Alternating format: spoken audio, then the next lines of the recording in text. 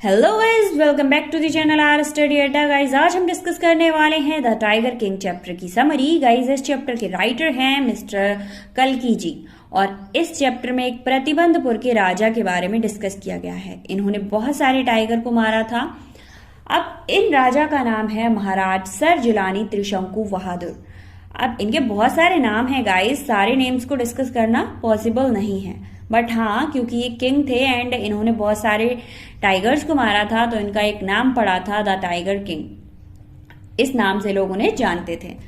अब tiger king का जन्म होता है तो उनके जो फादर होते हैं वो एक सभा बुलाते हैं, क्योंकि उनके फादर एक राजा थे। उसमें बहुत सारे एस्ट्रोलॉजर्स आते हैं और ये सभा द टाइगर किंग के जन्म के 10 दिन बाद ही रखी गई थी। सारे एस्ट्रोलॉजर्स आते हैं और बताते हैं कि द टाइगर किंग का जो लाइफ है वो बहुत ज़्यादा लंबा नहीं जाएगा, उनकी मौत हो जाएगी। ये बात सुनते ही द टाइगर किंग, जो कि 10 दिन के थे, बोलने लगते हैं। बहुत ताज्जुब वाली बात है ये। तो वो कहते हैं कि इसमें कौन सी बड़ी बात बता दी आपने। जिस इंसान को इस दुनिया में जो आया है उसको इस दुनिया से जाना भी है। अगर आपको बताना है तो आप रीजन बताइए कि मेरी मौत का रीजन क्या रहेगा। तभी एस्ट्रोलॉजर्स बताते हैं कि तुम्हारी मौत का रीजन एक टाइगर रहेगा। ये सब सुनने के बाद थोड़ा सा अजीब माहौल क्रिएट हो चुका था। उनकी परवरिश पर ज्यादा ध्यान दिया जाने लगा था, बट वो इंग्लिश बोलना पसंद करते थे। उनके आसपास जितनी भी चीजें थी वो इंग्लिश में थी। जैसे आजकल है ना फैशन का ट्रेंड, वैसे ही उस टाइम भी सारे लोगों को इंग्लिश का ट्रेंड चल रहा था और सबको इंग्लिश बोलना, इंग्लिश लोगों में रहना, ये सबको ज्यादा पसंद था। वो इंग्लिश काऊ का मिल्क पीते थे। वो बड़े हो गए। 20 ईयर के बाद उनका राज्याभिषेक किया गया। अब वो एक राज्य के राजा बन चुके थे। अब उनकी हुकूमत थी। अब उनको डर था कि कहीं टाइगर से मेरी मौत ना हो जाए। इस चीज से बचने के लिए उन्होंने क्या किया, अपने ही राज्य के एक टाइगर को मारा और उन एस्ट्रोलॉजर्स के पास लेकर गए और कहा, देखो मैंने एक टाइगर मार दिया है, अब मुझे टाइगर नहीं मार सकता।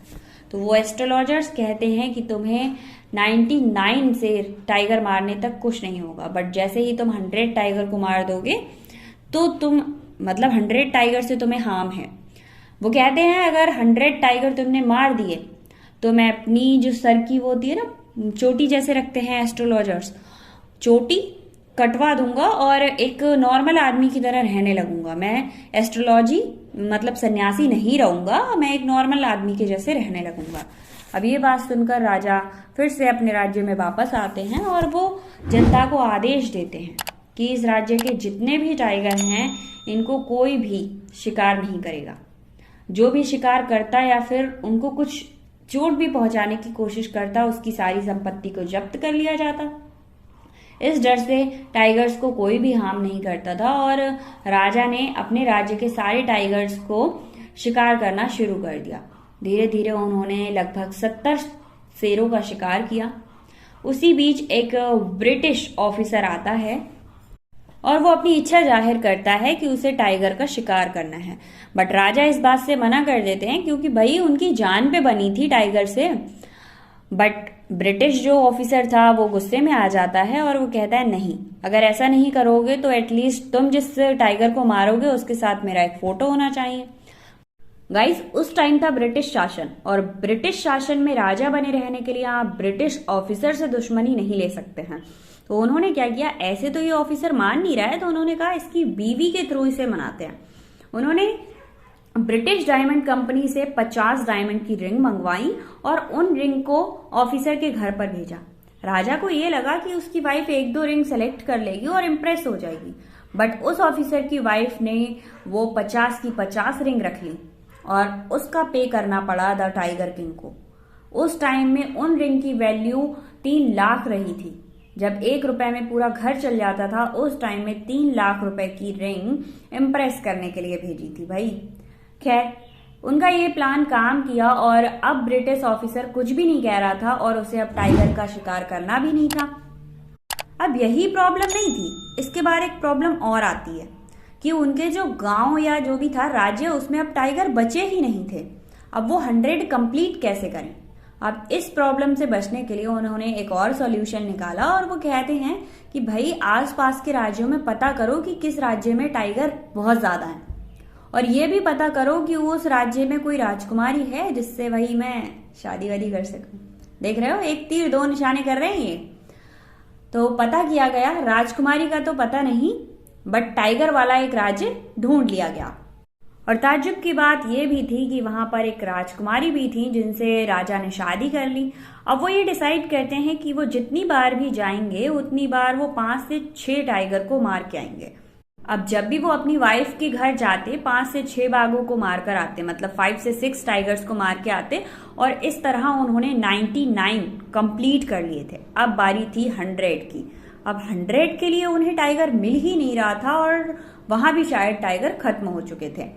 अब ये सारी सिचुएशन से कहीं ना कहीं जनता और सैनिक दोनों ही परेशान थे। तो उनके जो सैनिक थे उन्होंने क्या प्लान किया कि किसी जू से पकड़कर एक टाइगर ले आए जो कि बहुत ओल्ड एज था, उसको लाकर छोड़ दिया और अचानक से वो किंग के सामने पड़ गया और किंग ने अपनी गोली चलाई जिससे वो टाइगर गिर गया।